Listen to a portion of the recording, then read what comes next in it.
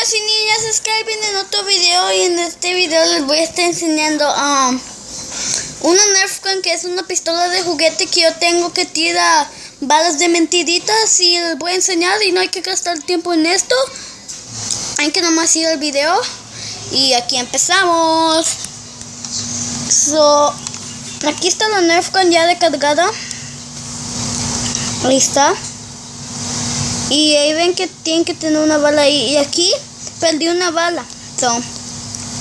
No me pongan nada en los comentarios que bla bla bla, que perdí una bala, que qué malo. No me pongan nada así. Nomás es que perdí una bala. Y no sé, la ando tratando de buscar estos días, pero nunca la encuentro. Bueno, y aquí la ven, aquí dice Nerf. Aquí está donde tienes que descargar esta cosa naranjada. Y muy rápido, esperen un momento, les voy a enseñar cómo descargar. Ahí. Y ven que ahora no está descargada porque disparé un balazo y lo puse para atrás. Y ahí está, los otros son. ¿Cómo tienen que descargar esta arma? Bueno, es muy simple. Porque lo único que tienen que hacer es esto, miren. Lo único que tienen que hacer es aquí. Esperen un momento aquí.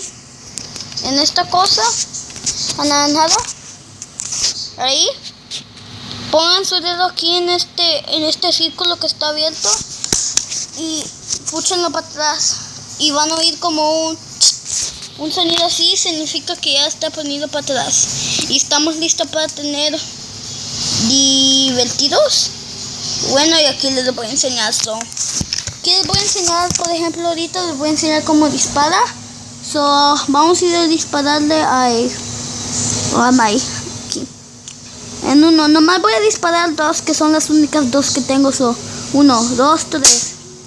¿Dónde cayó la bala? Cayó allá. Hay que usar la que nos queda. Hay que usarla. Se tiene que esperar un momento. La voy a recargar. Listo. Está recargada la bala. Y... ¿dónde cayó? ¿Dónde cayó? No me digas que la perdí. Esperen un momento.